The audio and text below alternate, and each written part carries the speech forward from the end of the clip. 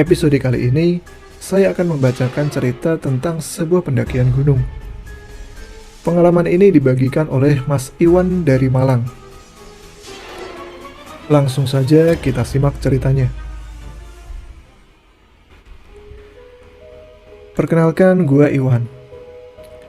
Gua akan berbagi pengalaman ketika mendaki ke Gunung Arjuno di tahun 2019.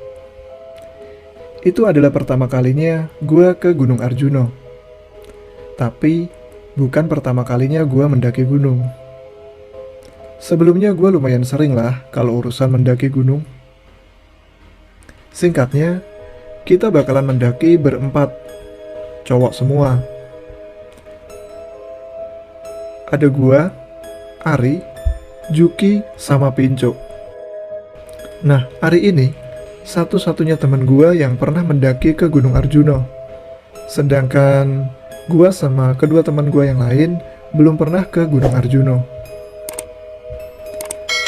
Setahu gua jalur pendakian Arjuno ada yang via Tretes, Purwosari, sama Lawang.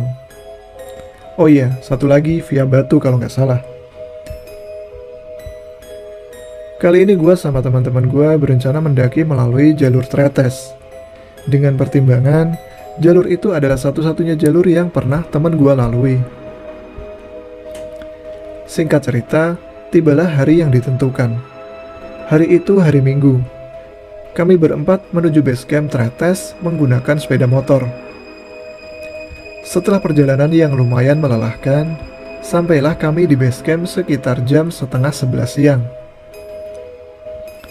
Setelah laporan di pos perizinan, kami istirahat sebentar sambil menunggu Pinco yang katanya mules dan pengen buang air dulu. Sambil menunggu Pinco, kami bertiga ngobrol-ngobrol sambil nyemil kuaci yang dibawa oleh Juki, yang ternyata asin banget dan sukses membuat bibir kita semua jadi tebel. Ari sempat bercerita tentang bagaimana trek yang bakal kita lalui nantinya. Memang, pendakian Arjuno melalui jalur Tretes ini termasuk berat, katanya, dan terbilang panjang. Karena kita harus mendaki gunung setinggi 3.339 mdpl dengan start pendakian dimulai dari ketinggian sekitar 900 mdpl. Bayangkan saja coba, seberapa jauhnya kita harus mendaki. Setelah Pinco kelar dengan urusannya, kami pun segera berberes untuk mulai start pendakian pada jam 11 lebih sedikit. Tak lupa kami berdoa dulu untuk keselamatan selama pendakian. Kami mulai berjalan melalui jalanan landai yang terbuat dari susunan batu. Menuju ke pos 1, pet bocor. Untungnya, matahari tak langsung menyinari kepala kami dikarenakan saat itu mendung. Seperti pendakian-pendakian lainnya, awal kami mendaki masih disertai dengan bercanda karena memang stamina masih full. Tak lama, jalanan mulai menanjak dan kami dikagetkan suara teriakan Pinco. Aduh! Kenapa, Cok? Ngagetin aja lu. Tanya gua ke Pinco yang berada di belakang gua persis. Kata dia, ada yang nimpuk kepala dia sama sesuatu. Alah, palingan monyet, Cok, kata Ari sambil menertawakan Pinco yang mukanya sedikit kesal. Aneh juga sih, ngapain coba monyet nimpukin orang? Kami nggak memperpanjang masalah itu dan langsung melanjutkan perjalanan. Semoga aja bukan pertanda buruk, batin gua. Setelah berjalan santai sekitar 15 menit, Juki minta break buat minum. Setelah di awal tadi jalanan landai, ternyata semakin kesini kami disambut jalanan yang terus menanjak dan lumayan menguras stamina. Setelah beristirahat sebentar untuk mengatur nafas, kami lanjut jalan. Walaupun disambut dengan jalan mendaki, tapi semangat tak boleh henti. Akhirnya setelah menempuh perjalanan sekitar 45 menit, sampailah kami di pos 1. Kami sempatkan untuk mengisi ulang air minum kami yang tadi sempat berkurang selama perjalanan. Jam menunjukkan pukul 12. Kami memutuskan untuk makan siang terlebih dahulu. Walaupun sebenarnya belum lapar. Tapi ini penting untuk mengisi perut tepat waktu. Ari mengeluarkan roti dan jus kemasan untuk menu makan siang kami. Sambil duduk di bawah pohon, sekalian meluruskan kaki. Selama perjalanan, kami belum bertemu rombongan pendaki lain. Dan kami pun tidak menanyakan apakah ada rombongan pendaki lain yang naik hari ini. Dan lagi-lagi, Pincok merasa ada seseorang yang menimpuknya dari belakang. Dia sempat mencari dari mana asalnya. Tapi nggak ada siapa-siapa di belakang kami. Wah, peringatan itu, Cok. Hati lu kotor kali, Cok. Penuh dosa lu, kata Juki sambil menertawakan Pincok yang terlihat celingukan. Gua nggak mau tahu ya. Mau lu hewan atau setan, kalau berani tunjukin sini. Gua nggak takut. Teriak Pincok yang seketika berdiri. Dia kelihatan kesal sekali. Udah, Cok, udah. Gak baik ngomong gitu, kata Ari yang coba menenangkan. Ayolah, mendingan kita lanjut jalan aja. Perjalanan masih panjang nih, ajak Ari yang langsung berdiri. Setelah membersihkan sampah, kami lalu lanjut jalan menuju pos kop-kopan. Tapi gak tahu kenapa, setelah Pincok ngomong seperti tadi, perasaan gue jadi gak enak. Karena gue pikir kata-kata Pincok tadi seperti nantangin. Jam 12:30, kami mulai jalan lagi.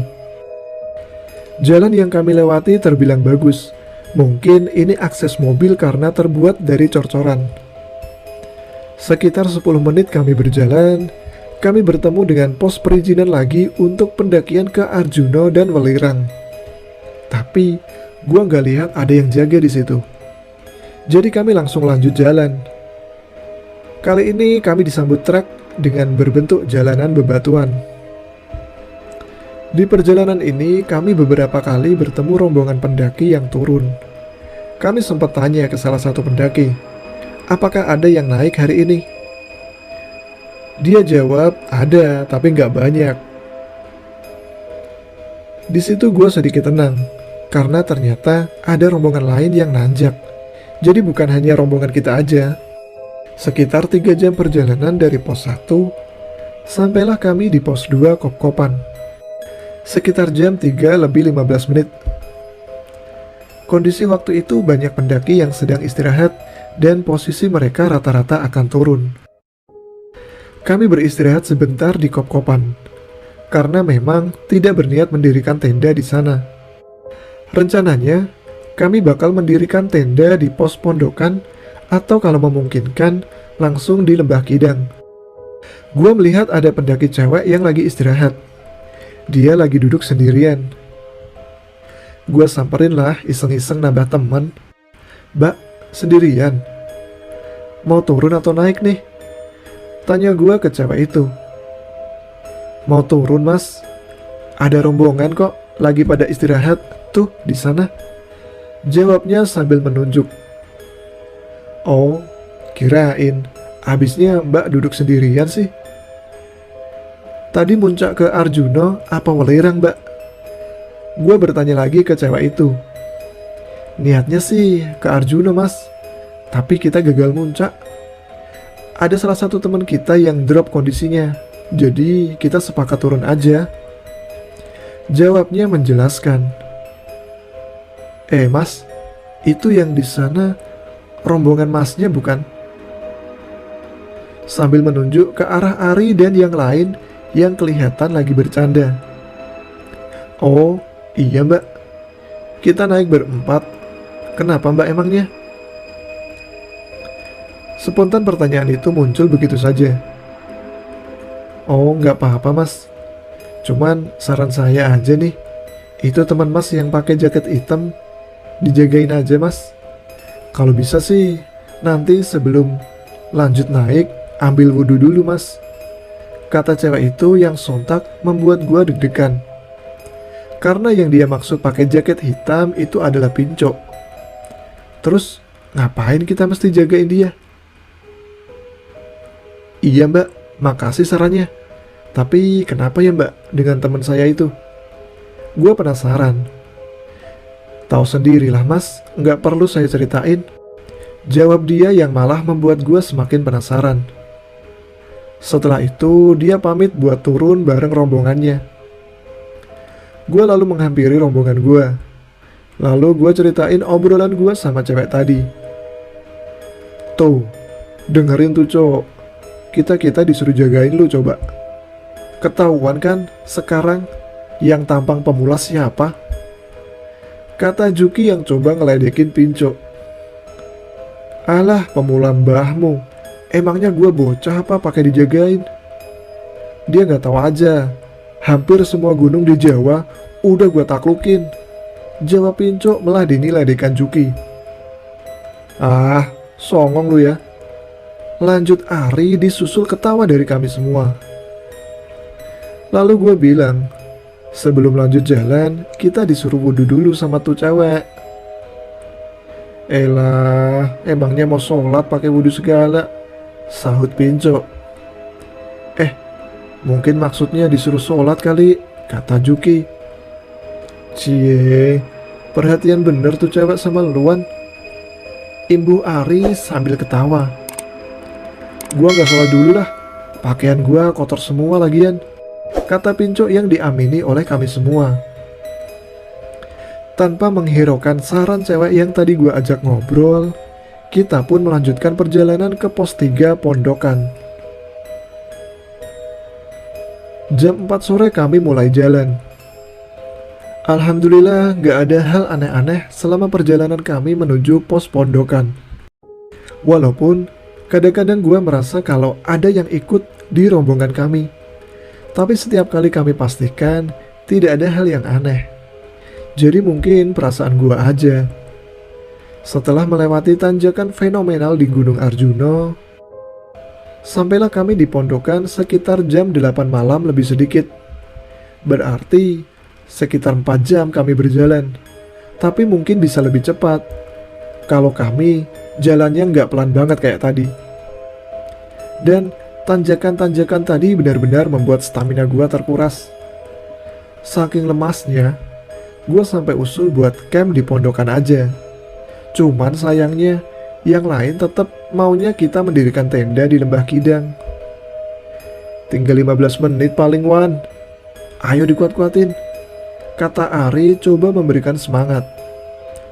Alah tenang sih Wan, ntar kalau lu gak kuat bakal gua gendong sampai atas, sahut Pinco sambil ketawa.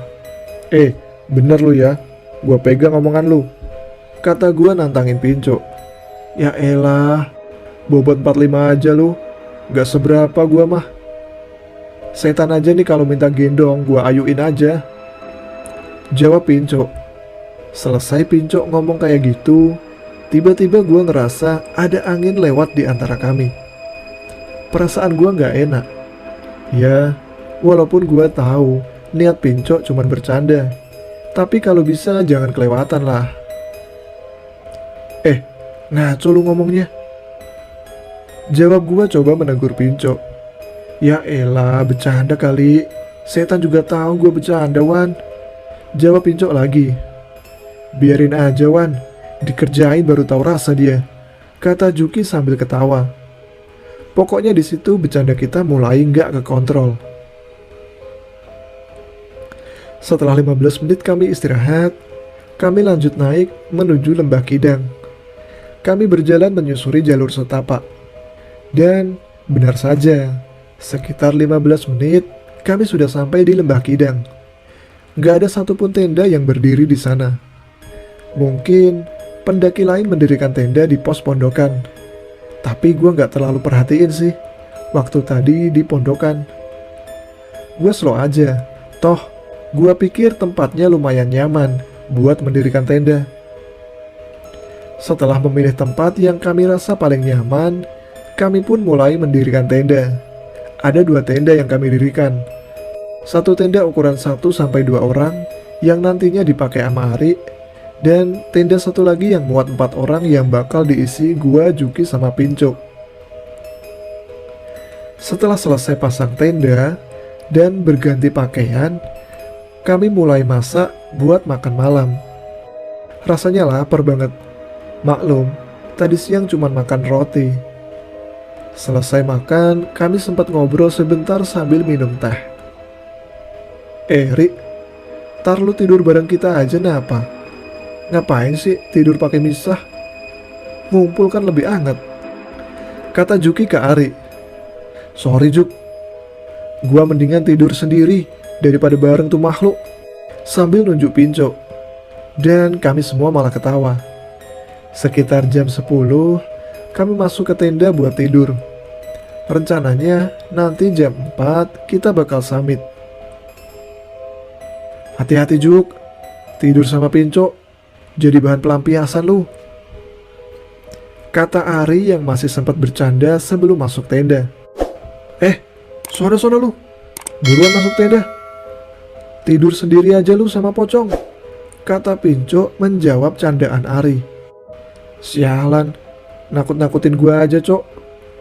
Sekali lagi kami cuman ketawa. Kami bertiga segera masuk ke sleeping bag masing-masing. Posisi gua ada di pinggir kiri, tengah ada Juki, dan Pinco ada di pinggir sebelah kanan. Di saat gua setengah terlelap dan mulai tidur, gua dengar Pinco batuk-batuk. Posisi gua menghadap ke pinggir tenda, yang artinya membelakangi Juki dan Pinco. Sekali lagi gua dengar Pinco batuk-batuk. Lumayan mengganggu gua yang mulai terlelap. Napa Cok? Batuk-batuk terus lu? Kata gua menegur Pinco. Aduh, gak tahu nih Wan, dada gua sesek bener, jawab Pinco dengan nafas yang berat. Kondisi tersebut gak membaik walaupun sekitar setengah jam berlalu, dan gua mulai khawatir dengan kondisi Pinco. Saat gua mau telentang dan berniat menoleh ke arah Pinco, badan gua kerasa ada yang menahan. Udah Wan, biarin aja, gak usah dilihat, kata Juki yang berbisik pelan dari belakang gua. Tapi karena gua benar-benar khawatir, atau mungkin penasaran lebih tepatnya, gua maksa buat noleh ke belakang. Ternyata yang gua lihat di luar apa yang bisa gua bayangkan. Walaupun kondisi dalam tenda udah gelap, tapi gua masih bisa lihat dengan jelas. Di situ ada sosok Kunti yang duduk di atas tubuh Pinco. Edan, seketika gue balik ke posisi semula menghadap ke samping tenda. Gue bilang juga apa? Kata Juki pelan. Gue masih aja kebayang sosok itu yang duduk di atas tubuh Pinco dengan posisi membelakangi gue. Di satu sisi gue takut, tapi gue juga khawatir dengan kondisi temen gue. Akhirnya gue nekat buat bangun, berniat mengambil botol air untuk gue kasih ke Pinco. Barangkali kalau Pinco bangun itu Kunti bisa hilang. Cok, bangun Cok, nih minum dulu, teriak gue ke Pinco sambil menunduk, dan gue gak berani noleh ke arah Pinco. Siniin Wan, badan gue kaku banget nih, gak bisa gerak, kecapean gue, jawab Pinco. Sialan, masa iya gue harus deketin itu Kunti? Gue senggol-senggol Juki, maksudnya biar bangun nemenin gue gitu. Tapi Juki cuman geleng-geleng kepala. Di saat gue sibuk nyenggolin Juki biar bangun, tiba-tiba kepala Kunti itu menekuk ke atas dan menghadap ke arah gue dengan kondisi leher yang memanjang. Gue lempar itu botol ke arah Pinco, lalu gue balik tidur membelakangi itu Kunti. Hampir setengah jam gue dalam posisi tekanan batin. Mau tidur gak bisa, mau gerak takut. Cok, gimana lu? Udah enakan? Teriak gue ke Pinco. Lalu gue pun nyenggol-nyenggol Juki pakai sikut. Juk, liatin apa? Ogah, jawab Juki pelan. Akhirnya gue putusin buat menoleh sedikit ke arah Pinco. Dan ternyata kunti itu udah hilang. Lega gue rasanya. Juk, bangun Juk. Udah aman. Kita cek kondisi Pinco Juk. Takutnya pingsan, kata gue ke Juki. Lalu Juki pun bangun. Dan kita berdua mengecek kondisi Pinco. Cok, lu gak apa-apa kan Cok? Cok, tanya gue sambil menggoyang-goyang Pinco. Ah, rese lu pada, gangguin orang tidur aja, jawab Pinco yang ternyata udah tidur. Ah, sialan, salah gue ngawatirin anak. Udah Juk, kita tidur lagi. Lalu gue putusin buat tidur. Dan gak peduli apa yang bakalan terjadi. Singkat cerita, gue bangun sekitar jam 3:30 setelah dibangunin Juki. Gue lihat Pinco sama Ari udah di luar lagi masak buat persiapan sebelum summit. Gue keluar tenda buat peregangan. Gimana Cok? Tanya gue. Gimana apanya? Jawab Pinco. Kondisi lu gimana? Lu kan bilang semalam susah gerak gara-gara kecapean. Tanya gue lagi. Mendingan Wan. Sumpah, semalam badan gue kerasa remek. Capek banget. Jawab Pinco sambil memijat-mijat kakinya sendiri. Iyalah, lalu didudukin kunti. Batin gue. Setelah makanan mateng, gak pakai lama kita semua langsung menyantap habis. Lalu kita bersiap buat menuju puncak Arjuna, puncak Ogal Agil. Jam 4 lebih sedikit. Didahului dengan doa, kami mulai berjalan menuju puncak. Perjalanan melewati jalan setapak yang masih terhitung landai. Berbekal headlamp, kami berjalan berbaris dengan posisi Ari ada di depan, lalu Juki, gua dan yang paling belakang ada Pinco. Jalanan yang tadinya cukup landai seketika menjadi trek yang terjal. Menjadi sangat berat begitu kami masuk di hutan Lali Jiwo. Bahkan kami sebentar-sebentar harus break. Di tengah-tengah perjalanan, tiba-tiba Pinco minta rolling posisi dengan gua. Gua gak nanya kenapa, cuman dari raut mukanya kelihatan panik. Gua gak terlalu peduli karena gua sendiri ngerasa capek. Ternyata trek ke puncak Ogal Agil sangat berat, menanjak terus dan tanpa bonus. Itu pun dengan kemiringan yang lumayan curam. Gua merasakan suasana di alas Lali Jiwo ini sedikit beda. Tapi mungkin aja cuman perasaan gua, karena sering mendengar cerita-cerita tentang tempat ini. Gua teringat kesepakatan sewaktu di bawah tadi.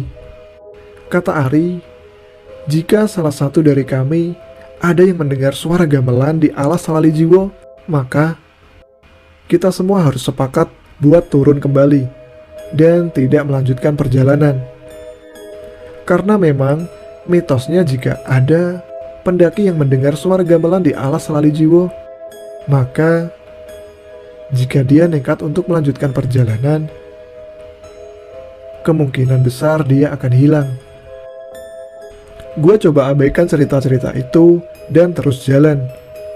Untungnya gak ada apapun yang terjadi. Sampai akhirnya kami tiba di suatu tempat yang bernama Pasar Dieng. Langit sudah terang. Melihat awan di sekeliling membuat hati menjadi tenang. hingga tiba di deretan bebatuan yang disusun seperti makam. Gua pikir sih emang makam. Di situ gua lihat ada seorang laki-laki yang sedang duduk di pinggir makam dengan posisi membelakangi gua. Gua pikir itu warga setempat yang sedang berziarah di makam itu. "Permisi mas." Gua coba sapa orang itu, tetapi dia gak menoleh. Gua pikir paling gak denger, karena memang terhalang angin yang kencang banget. Gua abaikan dia dan lanjut jalan mengikuti rombongan. Sampai akhirnya kami tiba di puncak sekitar jam 8 kurang. Jadi perjalanan dari tempat kami mendirikan tenda kurang lebih sekitar 5 jam. "Gimana Wan, pendakian ke Arjuno? Kapok gak lu?" tanya Ari ke gua. "Kalau sama treknya sih kapok gua. Cuman kalau lihat hasilnya kayak gini, gua yakin bakalan kesini lagi," jawab gua ke Ari. "Ah, lemah lu Wan. Namanya juga gunung, pasti ginilah." "Ini gua bolak-balik 2 kali lagi juga masih kuat Wan," kata Pinco yang masuk ke obrolan gua sama Ari. Setelah setengah jam berfoto-foto di puncak, kami lalu kembali turun. Perjalanan turun lebih menyenangkan karena dari ketinggian gua bisa melihat keindahan alam sekitar. Gua juga bisa melihat puncak-puncak gunung lainnya.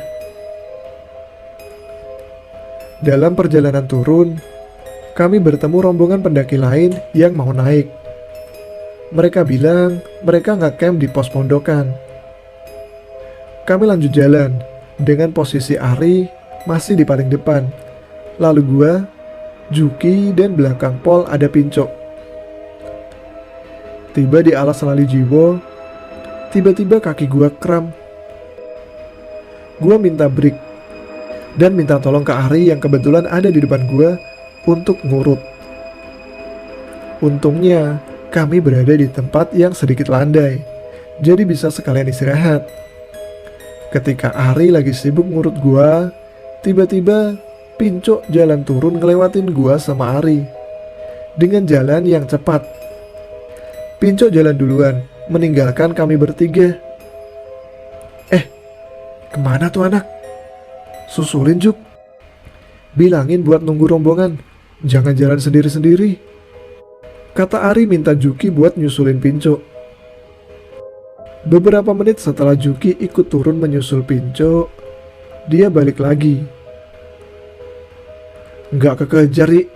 Gak tahu, cepet banget turunnya," kata Juki sambil ngos-ngosan. "Kaki gua udah enakan nih, lanjut turun yuk," kata gua ke Ari. Setelah gua merasa kaki gua udah bisa diajak jalan lagi. Singkat ceritanya, kami sampai di Lembah Kidang jam 12:30 siang. Tapi gua nggak lihat Pinco ada di sana. "Ri, Pinco nggak ada, Ri," kata gua ke Ari setelah mengecek ke dalam tenda. "Udah, positive thinking dulu. Barangkali dia kebelet buang air. Kita tunggu dulu di sini," jawab Ari mencoba tenang. Lalu gua lihat Juki nyalain kompor buat masak, sedangkan gua rebahan di dalam tenda. Dan akhirnya gua ketiduran. Baru sebentar gua tidur, gua dibangunin Juki buat makan. "Wan, makan dulu Wan, udah dingin tuh mie-nya," kata Juki menyuruh gua buat makan. Gua lihat jam udah jam 1. "Gimana Ri? Pinco udah balik belum?" tanya gua yang langsung keinget Pinco. "Belum nih Wan, gua mulai khawatir nih," jawab Ari. "Kita cari yuk abis ini," kata Juki. "Yaudah, lo buruan makan Wan, abis itu kita coba cari ke pondokan," kata Ari. Sekitar jam 1:30, pas kita mau berangkat buat nyari Pinco, kita ketemu lagi sama rombongan pendaki yang tadi papasan sewaktu turun. Lalu kita coba tanya ke mereka, siapa tahu kan mereka lihat Pinco. "Mas, tadi pas turun ketemu teman kita yang rambutnya gondrong gak?" Tanya Ari ke salah satu pendaki yang baru turun. Oh, iya mas. Tadi sih pas kita naik, teman masnya nyalip kita. Katanya ada yang ketinggalan di atas. Terus kita ketemu dia lagi di pasar setan lagi duduk. Pas kita balik turun nih, tuh anak masih di situ mas. Posisinya nggak berubah sedikit pun. Kita coba tegur tapi nggak nyaut. Karena kita takut kalau itu bukan manusia, jadi kita tinggalin mas. Penjelasan dari para pendaki itu. Oh, ya udah, makasih mas. Nanti kita susulin, kata Ari ke rombongan itu. Setelah itu mereka pamit turun ke tenda mereka. Lu kalau pada capek tunggu di sini aja. Ntar gue yang susulin Pinco ke atas, kata Ari ke gua sama Juki. Gua gak enak sama lu, Ri. Tapi jujur, gua kalau harus naik lagi ke atas gak sanggup, kata gua. Udah gak apa-apa, gua masih kuat kok. Gak apa-apa, gua berangkat sendiri, jawab Ari sambil meninggalkan kami berdua. Gua sama Juki menunggu di lembah kidang. Gua lihat Juki tidur, tapi perasaan was-was membuat gua gak tenang buat tidur. Singkat cerita, sekitar jam 9 malam, gua melihat Ari sama Pinco turun. Alhamdulillah, perasaan gua lega banget. Gak pernah gua ngerasa seseneng ini. Gua pukul kepala Pinco saking senengnya. Bocah, lu ngapain balik lagi ke atas? Bikin kita semua khawatir aja, cok, kata gua gregetan sama Pinco. Bro, ayo kita turun sekarang. Gak tahu kenapa, perasaan gua gak enak, kata Ari yang kelihatan gugup. Yakin? Lu gak capek apa? Jawab Juki. Udah, tenang aja. Gua malah khawatir sama nih anak kalau masih di sini, jawab Ari sambil menunjuk Pinco. Akhirnya kami semua sepakat turun setelah membereskan tenda dan membersihkan sampah-sampah di sekitar tenda. Kami bergegas turun. Dengan sedikit cepat, hanya sesekali kami break untuk istirahat. Anehnya, Pinco sedari tadi berjalan, gak ada berucap sepatah kata pun. Sampai akhirnya kami tiba di pos 1 sekitar jam 1 malam. Kita camp di sini aja guys. Sumpah, gue udah gak kuat, capek banget, kata Ari yang memang terlihat lemes banget. Kami pun akhirnya mendirikan satu tenda di pos 1 untuk beristirahat. Selesai tenda berdiri, Ari sama Pinco langsung tertidur pulas. Karena mungkin saking capeknya. Gue sama Juki masih melek. Sambil menyalakan rokok, kami ngobrol di luar tenda. Ada perasaan khawatir, tapi juga lega. Teman kami yang sempat kami kira hilang, akhirnya bisa ikut pulang lagi bersama kita. Paginya kami langsung berberes tenda. Setelah sebelumnya memasak untuk sarapan sekaligus menghabiskan sisa logistik. Gak ada obrolan pagi itu. Kami fokus turun dan pengen segera sampai ke rumah. Tapi alhamdulillah, Pinco tampaknya udah terlihat normal, walau dia masih saja belum mau banyak bicara. Singkat cerita, kami berhasil turun dengan selamat dan langsung balik ke rumah masing-masing. Akhirnya kami bisa bercerita satu sama lain setelah bertemu lagi di hari berikutnya. Dimulai dari Ari yang bercerita, kalau sewaktu perjalanan dari Kop-Kopan ke Pondokan, ada satu momen di mana ketika Ari menoleh ke arah Pinco yang berada di paling belakang, Ari melihat Pinco sedang menggendong Kunti. Tapi Ari segera memalingkan wajah lagi ke depan. Dan ketika kami camp di lembah Kidang, katanya Ari melihat kalau tubuh Pinco seperti diselimuti gumpalan asap putih. Gua pikir mungkin karena itu dia gak mau tidur bareng kami bertiga.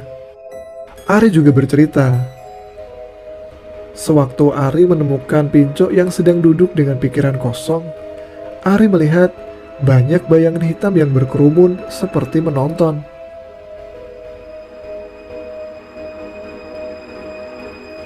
Setelah Ari bercerita, giliran gua sama Juki yang bercerita.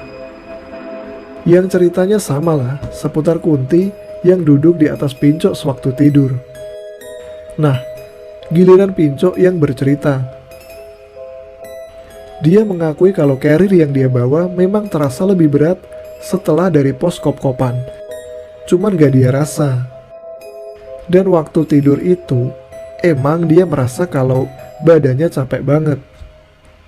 Tulang-tulangnya kayak ada yang gencet. Cuman walau dalam kondisi seperti itu, Pincok merasa kalau seperti disirep. Jadi merasa ngantuk banget. Lalu ketika di hutan Lali Jiwo, Pincok sempat minta rolling. Menurut dia merasa seperti ada yang mengikutinya dari belakang. Nah, yang terakhir ini yang paling bikin gua dan yang lain penasaran. Kenapa Pincok bisa tiba-tiba ada di atas? Padahal gua lihat sendiri. Dan kita semua juga lihat kalau dia turun melewati kita bertiga. Di situ Pincok bercerita kalau waktu menunggu gua yang lagi kram itu, dia tiba-tiba ngerasa linglung. Dia seperti merasa kalau ada sesuatu yang ketinggalan di atas. Pas sampai atas, dia melihat tubuhnya sedang berbaring di sekitar makam yang ada di pasar setan. Di situ Pincok merasa kalau dia sudah mati. Dia menangis melihat tubuhnya sendiri terbaring di depan dia. Sebelum akhirnya Pincok tersadar setelah mendengar suara Ari. Dan Ari segera menyeret Pincok untuk ikut turun. Satu lagi yang hampir terlewat. Ketika gua lihat ada seseorang yang duduk di sebelah makam di area pasar setan. Ternyata yang lain gak ada yang melihat ada orang lain di sekitar situ. Gua gak tahu apa yang gua lihat. Lalu misteri lainnya, jika Pincok balik naik, berarti yang melewati kami dan turun duluan adalah makhluk lain yang menyerupai Pincok. Sebenarnya gak bisa masuk ke nalar gua. Walaupun gua udah beberapa kali naik gunung dan bertemu hal-hal aneh, tapi pengalaman di Arjuno yang menurut gua paling ekstrim. Setelah gua melihat jelas penampakan Kunti dari jarak dekat. Juga teman gua yang sempat hilang. Gua sempat mikir, bagaimana nih gua laporan sama orang tuanya. Gua pikir kami cukup beruntung bisa membawa kembali teman kami pulang dengan selamat. Banyak pelajaran yang bisa gua ambil setelahnya. Jagalah omongan selama pendakian. Mengalami pengalaman seram seperti itu nggak membuat kecintaan gua buat naik gunung hilang. Semoga jalur-jalur pendakian bisa segera dibuka dan kita semua para pecinta gunung bisa kembali menikmati pesonanya. Terima kasih bagi yang sudah mendengarkan cerita gua. Semoga cerita ini bisa menjadi pelajaran buat semua dan menjadi hiburan buat semua yang mendengarkan.